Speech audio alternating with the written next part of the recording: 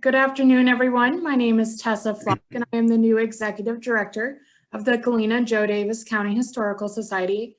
And I'm excited to introduce you today to our speaker, historian Tracey Lee Roberts, who was a prior history professor at UW-Platteville in the history department and has been researching and writing about the lead and zinc mining district of the Driftless region of Wisconsin and Illinois for over 3 decades.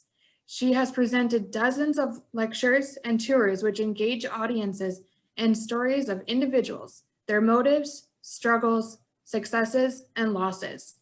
She is currently the executive director of the Grant County Historical Society. She is writing a book on Henry Dodge, first territorial governor of Wisconsin.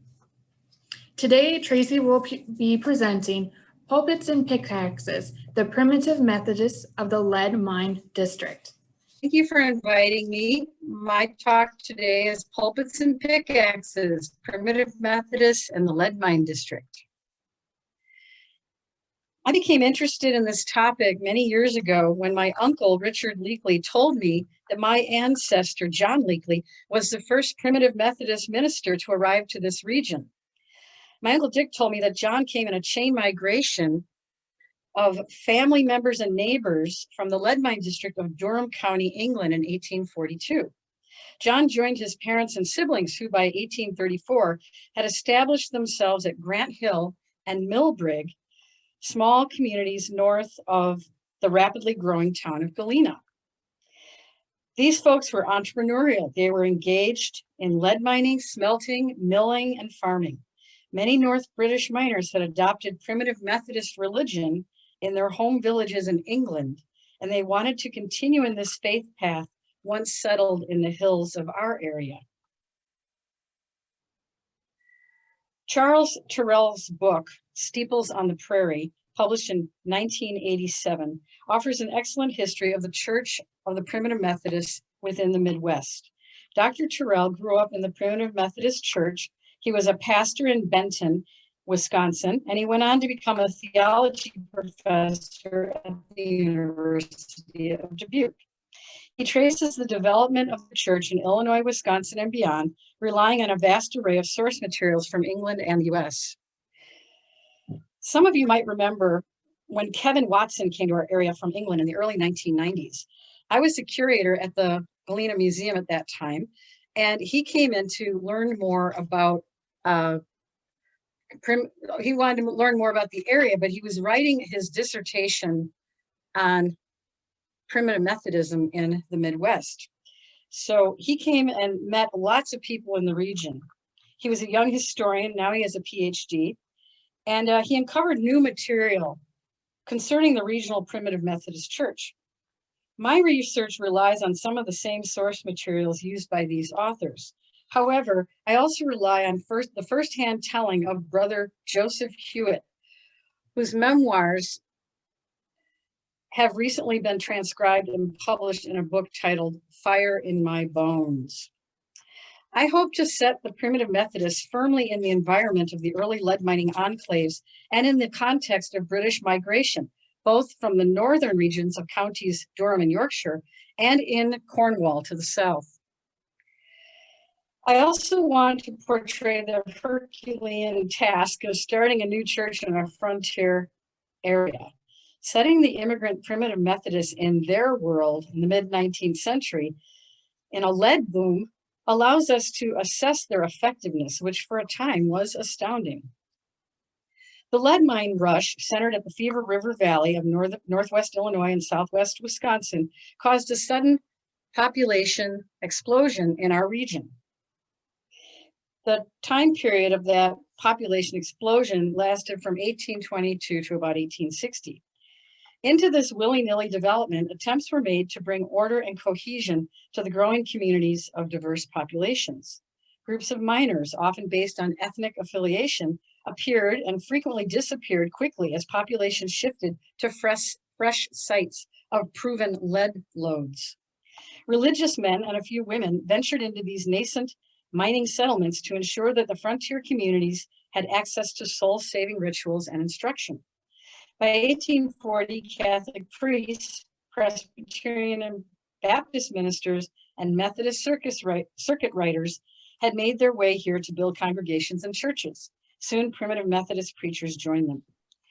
Primitive Methodism is an English society. It was new to American soil. In 1829, the English Primitive Methodist Church, for the first time, sent 4 missionaries to the United States to minister to the many British who had emigrated and called the United States their home. They made inroads with the working classes in the cities of New York and Philadelphia and the rural coal mining regions of Schuylkill County, Pennsylvania. Of the 4 ministers sent over, one was a young single woman, giving us insight into the attempt at egalitarianism practiced by this sect. In contrast, by 1803, the Wesleyan Methodists in England had condemned female ministry. The discovery of large anthracite coal fields in Pennsylvania in 1827 in the central Appalachian Mountains in this area caused a boom phenomenon. Many English and Cornish coal and lead miners crossed the seas in an attempt to make quick profits in a field of work they knew well. Some of these immigrants had been part of the Primitive Methodist Church back home. Many came from the same neighborhoods and were acquainted. This chain migration of family and friends from the same districts was very much a feature of the Cornish and North English migrants who soon arrived in the upper Mississippi lead district. I'm going to interrupt here. I wish everybody would mute their microphones if you would, because I'm hearing a lot of background noise. So if you could mute your microphone if you haven't already, that would be really helpful. Thank you very much.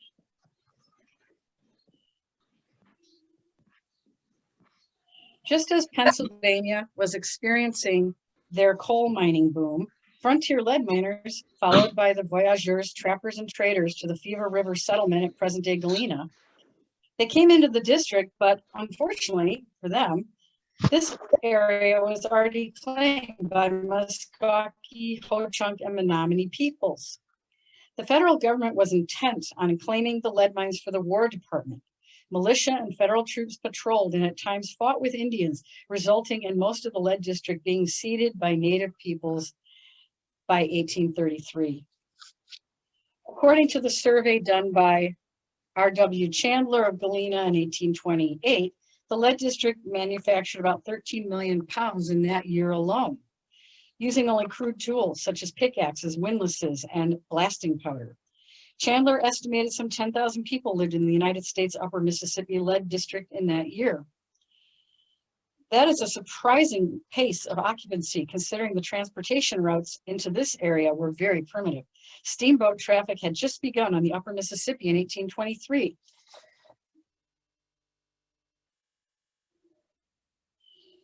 And the older Indian trails and rough wagon roads were not developed for coach transportation until a decade later. Getting from Galena to the northern sections of the lead district was what became the state of Wisconsin was far more difficult and required fording many streams and creeks and rivers. The majority of those 10,000 inhabitants in the district were American-born transplants looking for good wages and opportunities. Wages were high, ranging between $1 and $3 a day, and could occasionally be as high as $15 to $20 in the best of times during the 1820s. In today's dollars, a wage of $15 a day would equal about $320. That's a good salary. In 1828, there were other ethnic and racial groups represented as well. There were at least 100 African Americans in the lead mine district, brought as servants by Southern miners, entrepreneurs, and capitalists. Many were illegally enslaved. Foreign-born Irish, French, French-Canadian, British, Germans, and Swiss were also living in our district. In the late 18th century, most lead was imported from England and other British Isles. In our area, the native lead ore is galena, or lead sulfide. It is this ore that is used to make lead shot, a very important commodity in the 19th century. Refined lead was used in the United States primarily in ammunition, burial vault liners, ceramic glazes, leaded glass and crystal, paints or other protective coatings, pewter, and in water pipes. The federal lead mines of the upper Mississippi River encompassed land bounded by the Mississippi River on the west, the Wisconsin River on the north, and the Rock River veering off on a northeasterly angle. In 1807, in a last gasp of mercantilist economic policy, the U.S. government made a law that reserved lead-bearing lands and the timber in the district for the development of the mines and the smelters to refine the lead. The law required leases and payment of 10% of the refined lead, and this went to the government. Miners could farm the land with permission, but they could not own it. An 1825 law restricted cultivating land to a quarter acre per miner, but squatters disregarded this restriction and unproductive law and sometimes made larger fields. Settlers were discouraged from building permanent homes as they were not allowed to own land unless they could prove that no mineral lay under the ground. There was little incentive to build permanent settlements, homes, or businesses, so the area remained underdeveloped except in designated towns such as Galena and Mineral Point, where the government sold town lots and laid out a town plan. When the appointed government superintendent arrived in the Fever River area, he surveyed the existing mining efforts and found over 450 mines being worked as early as 1826. Even with the impediments to the system caused by the leasing laws, miners found a way to get to the district, stake out test diggings, and if fruitful, mine the rich veins until they reached a water table that could not be drained with the existing technology. The mining laws changed frequently over the first 2 decades of government oversight. The region grew quickly and drew an enterprising mix of experienced businessmen and leaders. However, in the majority were single young men looking for adventure and opportunity. With this largely male population, many of whom were hard-bitten frontiersmen, the region was frequently described as uncultured or scrappy. Bringing organized religion into this environment was an uphill battle for all of the denominations. In an 1830 edition of the Galena Advertiser, in an article titled "Intemperance," the author remarked, "In no community is this evil of drinking more to be dreaded or expected to find its way than in ours, where few of the present citizens have come with the intention of making it their permanent location, but reside a few years and return to their native country." The Galena Guide, written in 1937 by the WPA Federal Writers Project, perpetuated that opinion by stating that in the 1840s, quote, "blood and whiskey flowed freely along the waterfront and in the mining camps." The author claimed that bargemen on the river often settled their arguments by a knockdown and drag out brawl on the wharf, in which everything from knee lifting to eye gouging went.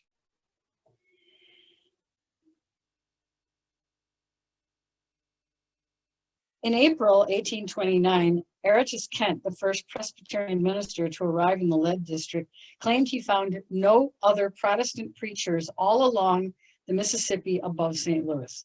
It seems almost impossible that 10,000 people lived in the lead district and not one Protestant preacher was ministering to them. After 5 years of toiling, Pastor Kent's congregation in Galena still numbered only 20 adults. Catholics, mostly from Ireland, sought the services of a priest, and apparently 2 came to Galena in the early 1830s, but both died of cholera. The well-known Father Samuel Mazzakelli from Italy came to Galena in 1835. The energetic Mazzakelli was not only a man of deep religious conviction, he was also an architect and builder. He designed and built some 20 churches in the tri-state area, 4 of which are still standing in the old lead mine district today. He was particularly admired by the Irish immigrants who adopted him as one of their own by altering the pronunciation of his name, Father Mazzakelli, to Father Matthew Kelly. By the time a small group of Primitive Methodists arrived to the lead district of 1842, churches of many denominations were finding some success among the population. By then, the region had attracted Protestant ministers from many faith traditions, but attendance at services was still relatively small, especially for those in the enclaves in the hills of the lower driftless region. In the chain migration I mentioned earlier, John Leakely's emigration is a relevant example.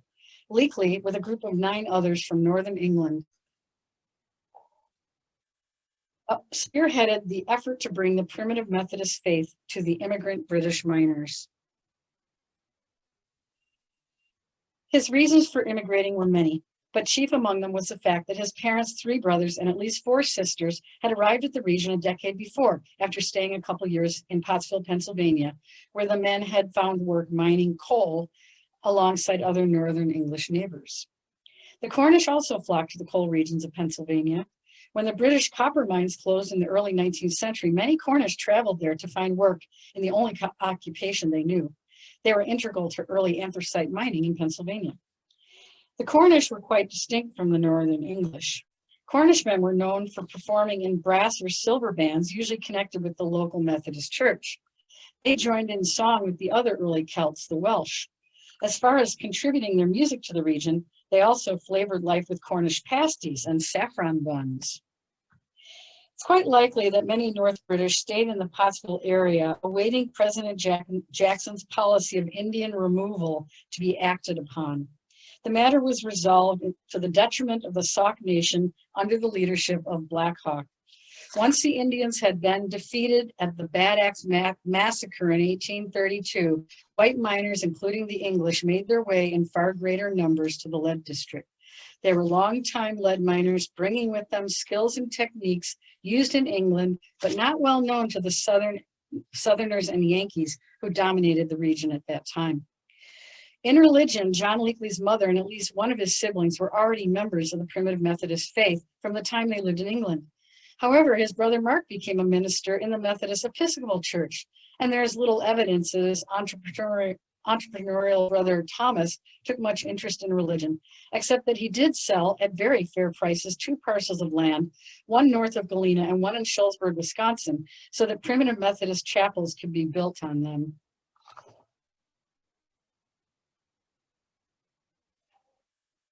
I'm letting people into the room.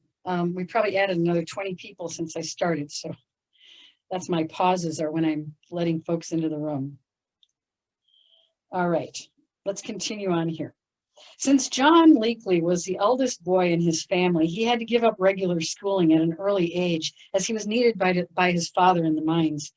He marked this as the time that he began to slide gradually into vice. After spending a wild evening drinking and poaching with his friends, he became very ill. And in his delirium, he began to reflect upon his mortality and his sinfulness. He believed God heard him, and he had an awakening and decided to transform himself. Born in 1803, he was 21 years old when he joined the Primitive Methodist Church. And 2 years later, he became an itinerant preacher. After about a year of this work, he had misgivings about his new career and gave up his position, returning to mining. He married in 1828, settled down, and had 2 children. His wife, Sarah, died in 1831, so he remarried to Margaret Thompson, and they had 2 more children. Finally, in 1843, at age 40, he was convinced to remove to the United States for the purpose of taking up his Bible again in the service of the Primitive Methodist Church. He arrived at Galena with several friends, 4 of whom were Primitive Methodist preachers like himself. They were all laymen and part-time preachers, their title given them due to their integrity and zeal for spreading the gospel. The biography of John Hewitt, born in 1811, has some similarities to Leakely's. His alcoholic father died when Joseph was 15. He went to the city of Birmingham to work in the factories and began to drink heavily. While on a dog fight, he received a deep wound in the leg, which took months to heal. He went to America to work and fell right back to drinking. One night he returned to his boarding house and vowed to reform. He realized he had to give up his companions. Hewitt prayed for the first time to be delivered from sin. After a while, on his knees, he saw a light in the dark room. It was such a light I never saw before. After his awakening, he went home to see his poor mother and sisters in Manchester, England. He wanted to share his joy of the Lord with them, but when he began to rail against the liquor served in the home, they told him to leave them alone. He was a Methodist minister in England for 10 years while working full-time in a factory. Ultimately, he was kicked out of the Wesleyan Church for his strong stance on temperance and for his vocal dislike of the Church of England. Ultimately, he became a Primitive Methodist minister and in 1848 was sent to Wisconsin to preach to lead miners and their families. The Primitive Methodist Church has much in common with its predecessor, the Wesleyan Methodist Church, but it was a protesting offshoot of that established religion. The Wesleyans got their start in England as a dissenting religion which believed the Anglican Church did not serve the needs of Christian souls aching for salvation. As that sect grew and became established and wealthier, the poorer classes in England began to feel left out. Church pew tickets were expensive, and in their attempt to become mainstream, the Methodists frowned on practices that seemed emotional or undignified. There was concern that zealousness associated with labor unrest might become equated with zealousness in religious expression. Many of the poor miners and grazers in the dales of the British North Country were excited by practices brought over from America by preachers such as Lorenzo Dow. Dow introduced English Methodism to the American style camp meeting.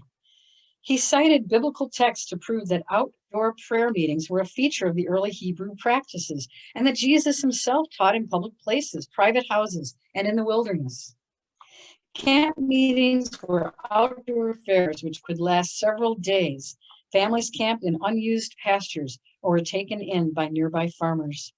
They heard preachers who spoke in forceful tones under shady trees, and as a sign that they had been moved to join God, attendees often called out or even swooned to the earth in a sort of rapture.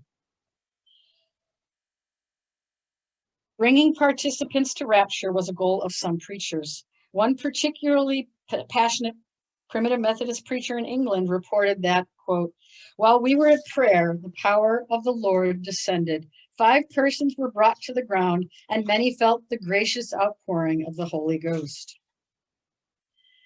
At another service that week, he reported that when service was concluded, one person was able to rise. I found she had gone in vision, and she continued for about 3 hours. We prayed, and the Lord was pleased to manifest himself in a wonderful manner. 3 came down to the floor, 2 were in vision. These camp meetings caused a schism in the English Methodist Church when the authorities of the denomination banned outdoor meetings as irregular and unnecessary.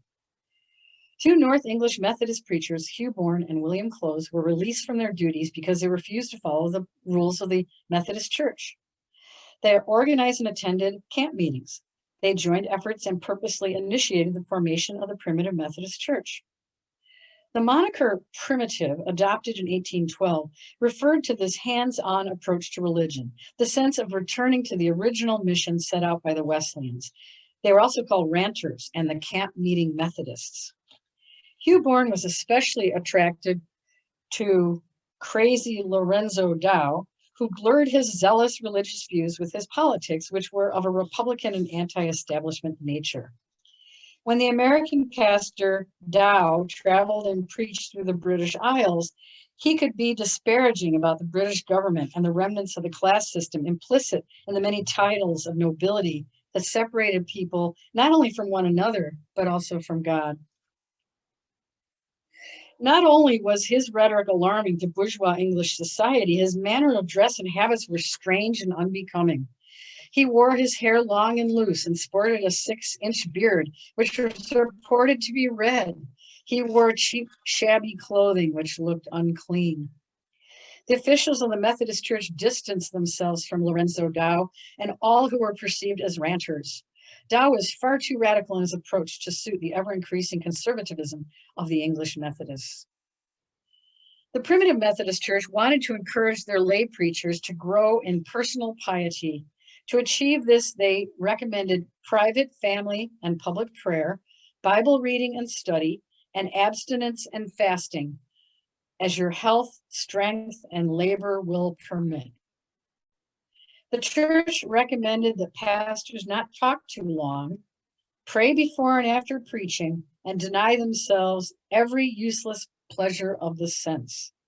They were exhorted to not overeat, to avoid the use of tobacco, and take water as their common drink. When they made their house calls, preachers were instructed to avoid bashfulness in the work, to avoid laziness, and recognize that most young preachers are unskilled at offering their adherents the fittest subjects. Church leadership exhorted their pastors to follow, quote, with a holy mixture of seriousness, terror, love, and meekness. The greatest hindrance is in ourselves, in our littleness of faith and love.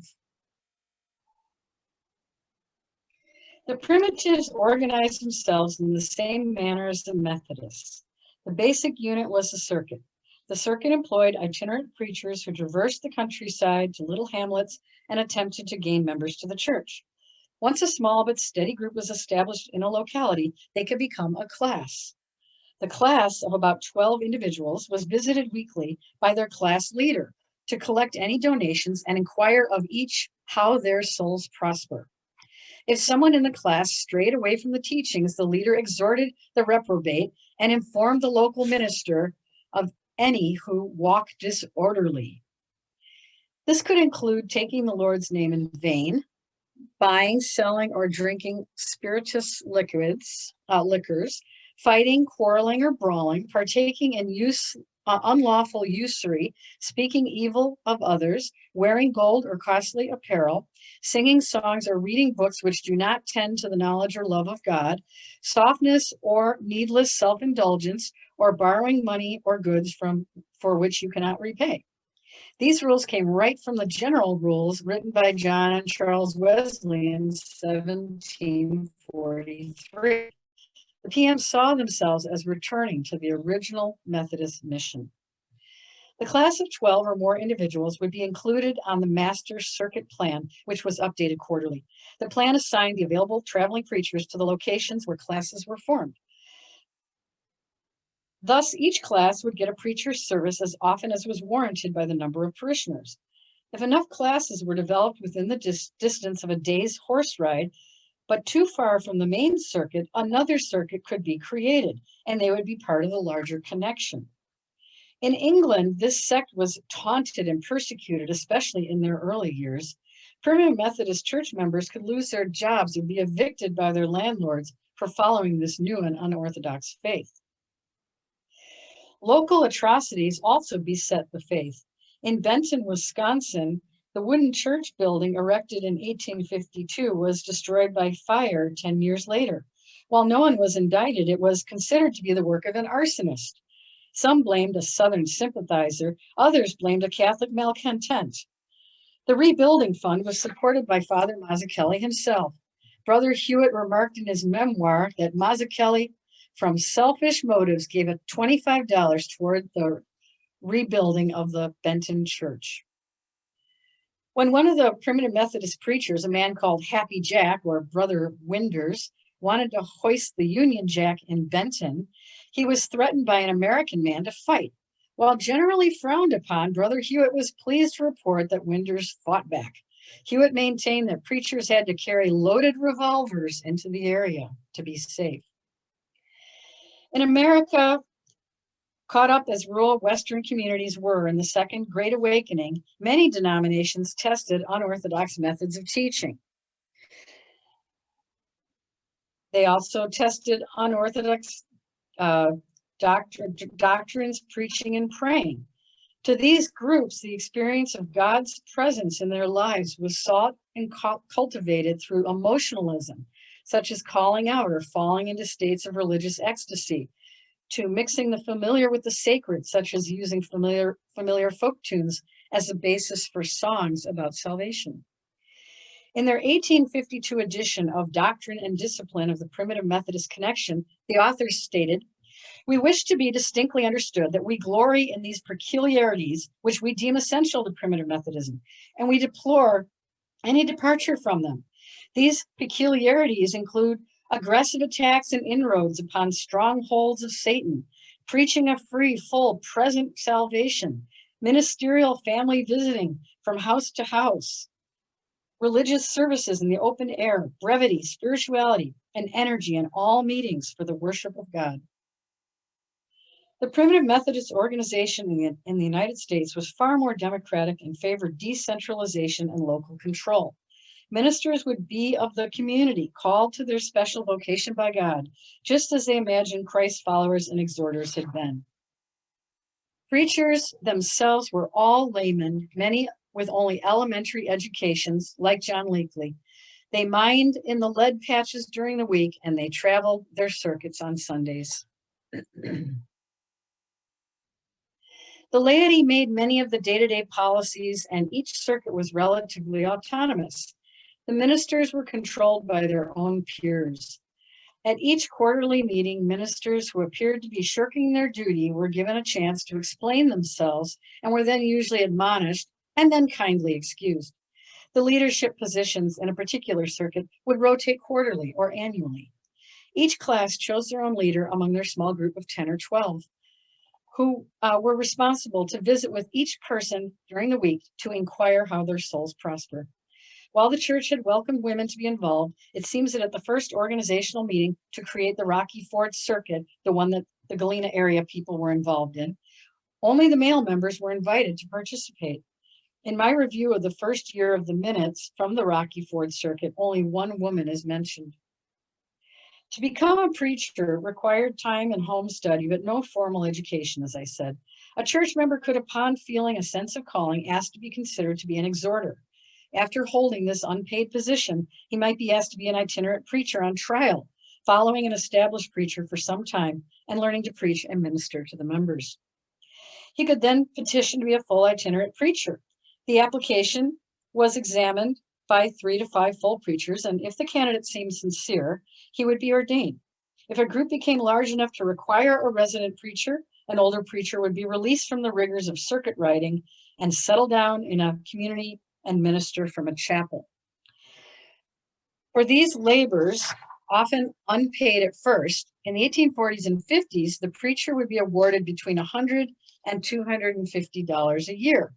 In today's dollars, that's only about $3,300 to $8,000 a year, a very low salary indeed. Many preachers were only able to afford to do their religious work part-time. This religion set out from the beginning to minister to the poor and largely rural populations. It attracted an almost exclusively British membership, mostly from Northern England, but also the Celts of Cornwall. In 1855, a small congregation of Manx, those from the Isle of Man, built a rock church in the Wisconsin village of Laxey near Linden, Wisconsin. The British preachers desired to bring into their fold the Cornish, who dominated in Mineral Point, Wisconsin. The Methodist Episcopal Church there, begun in 1834, was an avid congregation, and the PMs did not see a way to develop their mission there. Early in 1849, the Methodist Episcopal Church divided over the purchase and use of an organ during services. One group, who were called the Bolters, left that church and asked to form a Primitive Methodist church in their city. It may have been the organ itself that upset the more conservative members, but in Hewitt's telling, they were angry that the preacher would only let the choir sing and not the congregants, even though at a prior meeting it was decided that the congregation would sing at services. This was seen by the Bolters as a great affront to the authority of the parishioners. Hewitt tells that he went to the group and signed up 70 new members of the Primitive Methodist Church. In order to secure funds for new chapels, the Primitives held teas and camp meetings. They considered themselves the vanguard of the teetotalers movement. Despite the lack of alcohol, camp meetings were noisy and exuberant. Women and children were encouraged to profess their awakening to the large crowd. Church members demonstrated their egalitarianism by calling one another brother and sister. The Primitive Methodists dressed in very plain clothes. It was in their rule book that wearing costly clothes or jewelry, especially gold, was against church teachings. Brother Hewitt tells the following story about a day he was preaching in Mineral Point. He says, on one occasion, a young lady who was very much concerned about her soul had a presentation made to her mind that the hindering cause of her salvation was the jewelry she had about her person. I shall never forget that what violence she tore the gold droppers out of her ears and threw them away, and after a few hard struggles, obtained the pearl of priceless value, and such a rejoicing and clapping of hands I never have witnessed. Hewitt came to the lead mine district because while acting as a PM pastor in Birmingham, England, he read an article in the Primitive Methodist magazine, which was published in England. John Leakely had sent a lengthy letter to the magazine explaining how quickly the PM churches in Illinois and Wisconsin were growing. He implored the British PM church. He said, "We want men, not money, for the field is large while the laborers are few. If we could be supplied with suitable laborers," meaning preachers, "we have no fear of being able to support them." Upon arrival in Wisconsin, Hewitt was assigned to preach at the Platteville Primitive Methodist Church, which at that time sat at the corner of Cedar and 2nd Streets. He wrote in his memoir, "Platteville is a beautiful village situated on an eminence with a large prairie on one side and wood on the other. The river Platte passes through it. There are a variety of churches and schools and stores and manufacturers. There is considerable lead obtained from the mines, and it is also a very rich farming country. The PM church is built of brick and stands on the adjoining lot." He noted that there were many zealous Christians from England.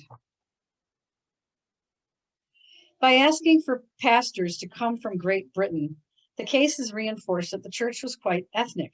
I imagine that the accents alone of the North Englishmen would have been difficult for many Americans to understand, as it resembles a Scottish brogue. The PM group set themselves apart from the larger society. This desire to live apart only accentuated the ethnic component of the church, which may well have kept Americans, Irish, Germans, and other nationalities from joining, especially in its first few decades.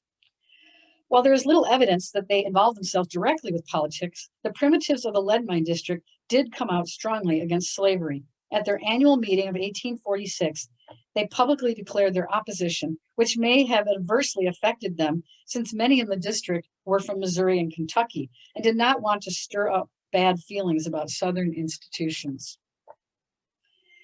Having now established some key details about the early lead region, perhaps we should turn to the question of how successful really was this evangelical, rather strict religious organization that was clearly English in its approach. How can we measure its effectiveness in meeting the goals it set for itself? The goals were to save souls that might otherwise be lost from the path of righteousness, to minister to a region that had few pastors of any denomination in relation to overall population, to especially bring the practices of the Primitive Methodist Church of England to Midwest rural miners who were of the very same demographic profile as those who belonged to the PM Church in England, and to create a sustainable organization that could further the mission of the aforementioned goals.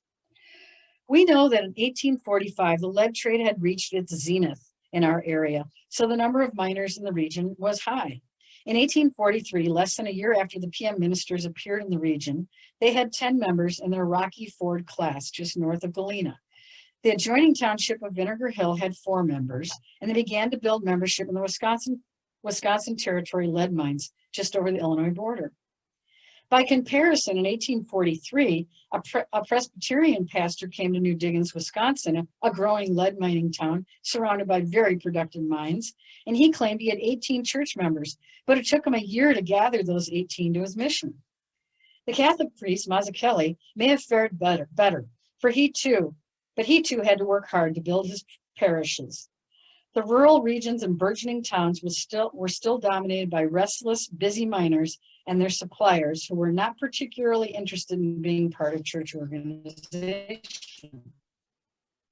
For the primitives, what began as 2 itinerant preachers in their first few months in the mining camps became 11 local preachers orating in 13 localities. The traveling preachers had a terribly hard job physically. This was acknowledged by choosing traveling preachers by age. The youngest were assigned the task.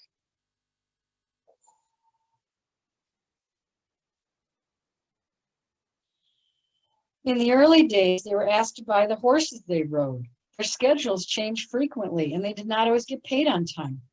Brother Hewitt relayed this story. "While laboring on the circuit, my horse had strayed off.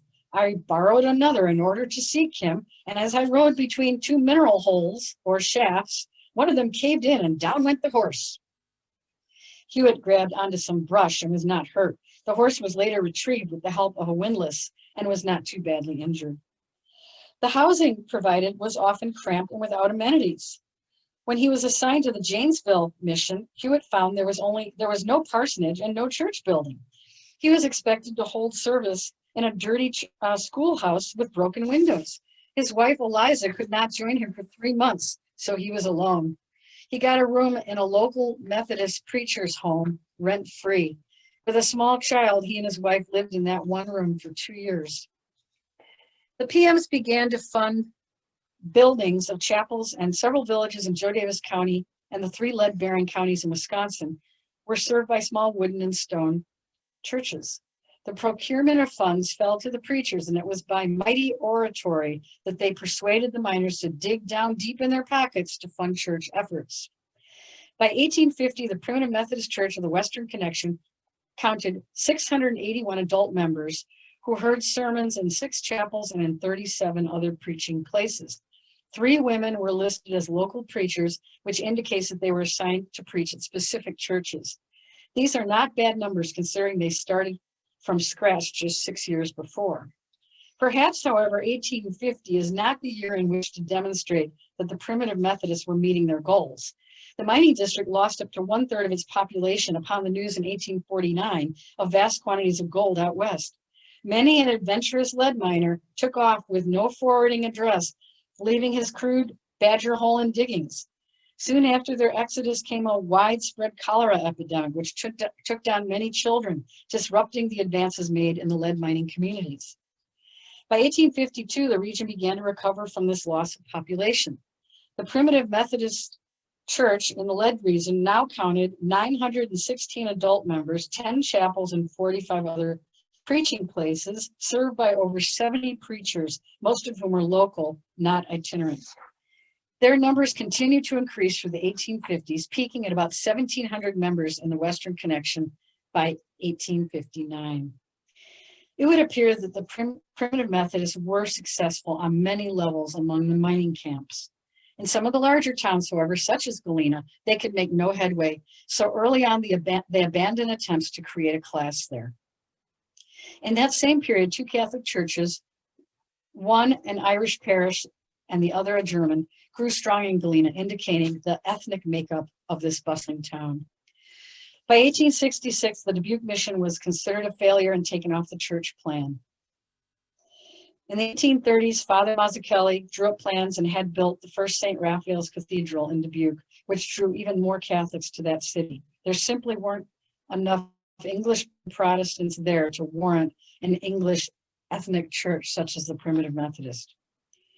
Things changed rapidly for the mining district. The restriction on land ownership and the unenforceable tax on lead ore was lifted in 1847. The federal government began to sell the lead district region for $1.25 an acre. This brought to the area a far different population. Farm families quickly moved in, trying to buy good flat acreage. The ridges, which had been underpopulated because they generally did not contain lead ore, were now dotted with wooden and stone farmhouses, some of which still stand in the area today.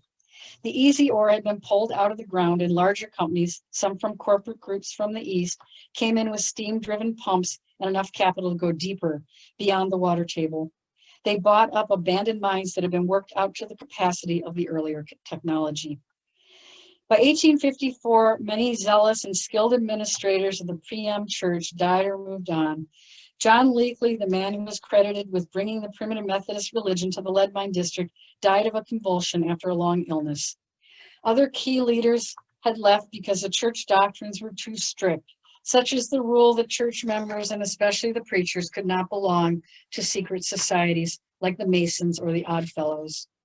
Several of the PM pastors were lured by more certain wages and became preachers in the Methodist Episcopal Church. John Hewitt records that there was much dissension among the leadership at the 1857 annual meeting. In a closed-door session, they hashed out the issues. Some believed they could not sustain the church since they could make no headway in cities. Some were concerned that they appeared too British and foreign to the Americans. Others complained that the preacher's salary was too low to live on. Some even wanted to join the Methodist Episcopal Church en masse and give up the Primitive Methodist organization altogether. Needless to say, there was a general dislike of this idea. The problem of money was a continuous and vexing one. While many church missions were supported by large and well-financed organizations, this was not true for the Western Primitive Methodists. At first, when the small group left England for the Galena area, they were connected with the Eastern Conference or Connection in Pennsylvania, which gave them encouragement, if not outright financial support. However, the British PM Church had decided to give up their American mission early on, so no support came from the larger, more established Mother Church. John Leakely and company, soon after arriving in the mining district, chose to disengage from the Eastern PM Connection, as it was too far away to be an effective partner. Early on, they created their own independent Western Connection and had to be self-reliant. Their members tended to be rural and did not have dependable incomes, as mining could be quite variable in its success. This lack of capitalization, the community served being relatively poor, and the church attracting mainly old country English or British, whose numbers in relation to other ethnic groups dwindled, are all reasons the Primitive Methodist Church had a limited capacity for growth after the 1870s. For the immigrants and their children, the Primitive Methodist Church initially allowed for cultural cohesion in the new land. This bound the British together, perhaps easing the transition of migration, which was undoubtedly disturbing for many. This could certainly have been seen as a marked success, yet bringing in non-British parishioners was essential for growth. While my research here has focused on the decades prior to 1860, a small note, not an epitaph, should be made of what remains of this little sect of evangelical countrymen and women. While driving and hiking the beautiful hills and dales of Joe Davis County and the counties of Southwest Wisconsin, looking for the remains of the efforts of John Leakely and his friends, there is much to see and ponder. About 10 years ago, the cornerstones of the old New Diggins Church, this one, were plowed under in a field. A new church, though, had been built, a white wooden church built in the 1890s, where each week, even today, people gather and follow the traditions of the PM Church. In Benton, the original PM Church, erected in 1862, is no longer offering weekly services, but the abandoned school across the street has become the new larger space for worship and community, and it's called Beginning Point Church. The Westview Church in Platteville is a continuation of PM tradition since 1843. In its third building now, Westview is still an important part of the community. The Iglesia Hispana Evangelica in Darlington brings the Latino community together in worship. Other churches can be found, PM churches can be found in Benton, Belmont, Leadmine, Jenkinsville, and Big Patch. Where it all began, on Council Hill Road, north of Galena, the remains of the fallen stone church were plowed under decades ago, but not before my Uncle Dick lifted up the fallen lintel stone that had crowned its entrance and proclaimed, "Closed Primitive Methodist Church, 1853. So not forgotten and not gone, and up against many, many odds, the Primitive Methodist Church can be proud of its 175 plus years of contribution to the communities in our region. Thank you.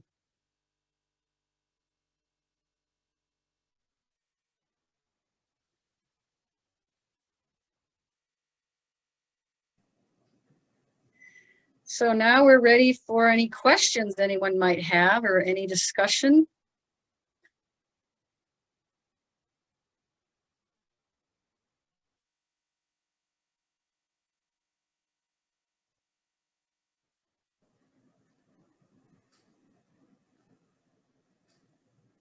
Hello.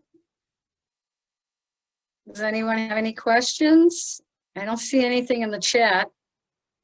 You can either leave a message in the chat or you can unmute yourselves and you can ask a question or make a comment. Well, I think on behalf of everybody, I would say that we appreciate your presentation. It was excellent. I never realized just how much history Grand Joe Davis County and the Lead Mine region had with the Primitive Methodist Church. It's quite interesting. I really was surprised on how far back it went and how much detail you were able to gather. And did you say that your uncle found the plaque from 1853. That's really neat. Yes, so, you know, I'm from the Chicago area, but my family's from Galena and from Council Hill. And they Kinner smelters, farmers, mill owners, you know. So when John Leakely came, he started the Primitive Methodist Church with some friends from England. So those were the first and original Primitive Methodists in our region. So my uncle was really interested in all these stories, and he spent some time as a child in Galena visiting the great-grandmother who lived to 1920. My uncle was born in 1912, so he visited Galena every summer, and he was in love with Galena. And then he was a rare book dealer, so he loved studying Galena, and he was writing a book about it. Got me engaged in it when I was a high school time on. And I was very grateful to be able to actually move to Galena and work at the Galena Museum there, and really get to know the area, not only the past but the present. But yeah, my family was really involved in Galena in many different aspects. My uncle found that stone in the field and it was being plowed under, so he grabbed it. We don't know where it is now, though. It was given to the University of Wisconsin-Platteville, but now they say they can't find it. So I don't know what happened to it. The search will have to continue. That's right. I was going to say, hi, Tracy. This is Bernadette. And I can remember you when you were in Galena. That's quite a while ago. And it's nice seeing you. And thank you for the lecture. Thank you, Bernadette. It's great to hear your voice.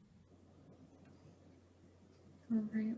Well, on behalf of the Galena Joe Davis County Historical Society, we'd once again like to thank you, Tracy, for your excellent presentation. As many of you know, our mission is sharing stories unique to Galena and the Driftless. So this was a perfect presentation for our mission.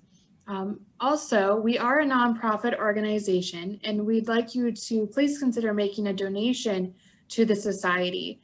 These donations continue to help us offer new exhibits, programs, and just continue to preserve our wonderful local history. To make a donation, please visit our website at galenahistory.org/join-us/donate, or you're more than welcome to contact us directly at 815-777-9129. Our next event is actually going to be next weekend. We're celebrating Ulysses S. Grant's 199th birthday celebration. So it's going to be very exciting. This year, we're of course offering free admission to the museum, and most of our activities will occur on Saturday, April 17th. Beginning at 11 a.m., we will have our pie, and this year we're actually doing a gift basket auction, which will be a combination. And of course, our auctioneer will be President Lincoln, so that'll be really fun. Following the auction, we will also have a presentation going at 2 with President Lincoln giving his Gettysburg Address. So that will be quite fun down at the DeSoto Hotel. We will also have our new activity, the Galena History Hunt, going all weekend long. And we plan to announce the winner of our $500 prize for that activity on Monday the 19th, right away in the morning. So feel free to join us on a Facebook Live event Monday, probably around 10 a.m. to hear about the prize winner and everything. But once again, thank you for everyone for joining us, and we hope to see you all again soon.